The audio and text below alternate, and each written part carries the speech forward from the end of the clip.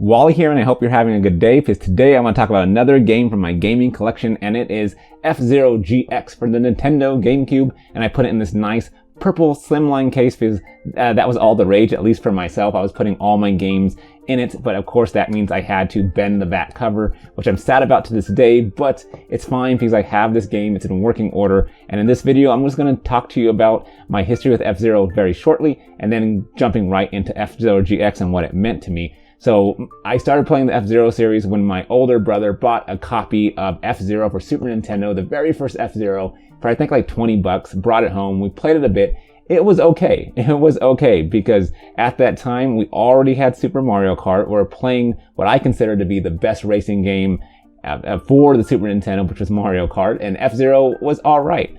It didn't really blow me away, and then we moved on. And I remember during the Nintendo 64 era, we really moved on. And I think we were borrowing a Nintendo 64 from one of my brother's friends, and he loaned, I think, F-Zero X for Nintendo 64.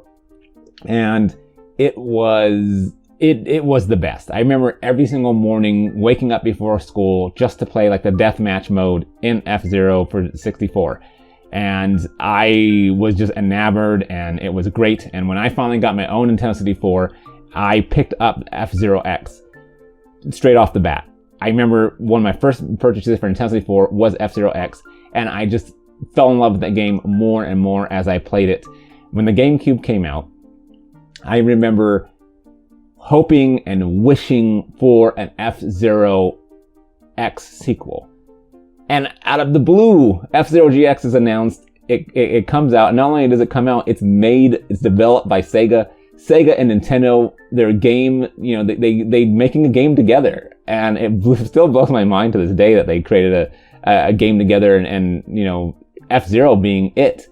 And this game was just awesome. I remember my mom going out and getting it. I think I was in, junior or senior year. My mom one night went to Target. She was going out anyway, and she picked it up, brought it home, and I used to keep the receipts inside the case, and I would show you that, the exact date, but sadly I had gotten rid of the receipt over time.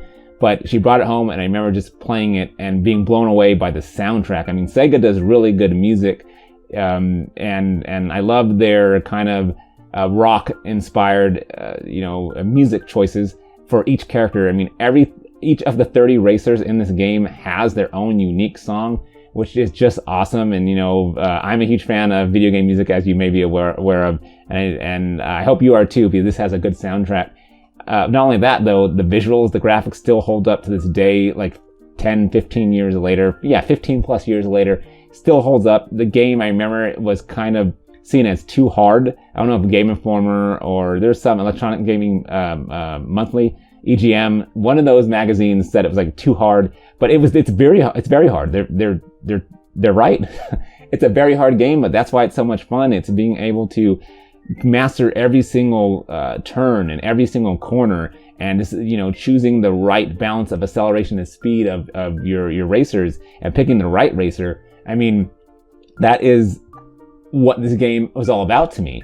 And I thoroughly enjoyed that. I thoroughly enjoyed losing in the story mode and getting better and better and finally beating each mission and then upping the difficulty and doing it over again. I felt like I was improving my skills, and my skills mattered. So this is a very skill-intensive game, skill-intensive racer, a futuristic racer where you have boost power, you have all these kind of cool things, you have a creative racer, you can make your own karts. And then there's also the arcade version, F-Zero AX, but sadly my area did not get it. But my friends and I, we had like a little circle, and we all were looking forward to taking our memory cards and then playing the arcade game and, showing our skills there. But sadly we did not get to do it. But happily we did get to play this with each other. My good friend used to live down the street from me, used to go over to his place.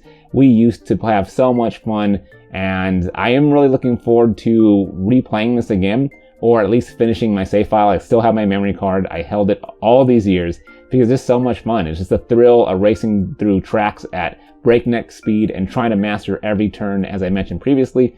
And I hope you have enjoyed at least one of the F-Zero games. And if you haven't, let's all hold out our luck that Nintendo will create another F-Zero sooner rather than later. Maybe for Switch, maybe, for another console in the future. But I do hope they revisit this series And I will even take a remaster FZero GX because it's just that good.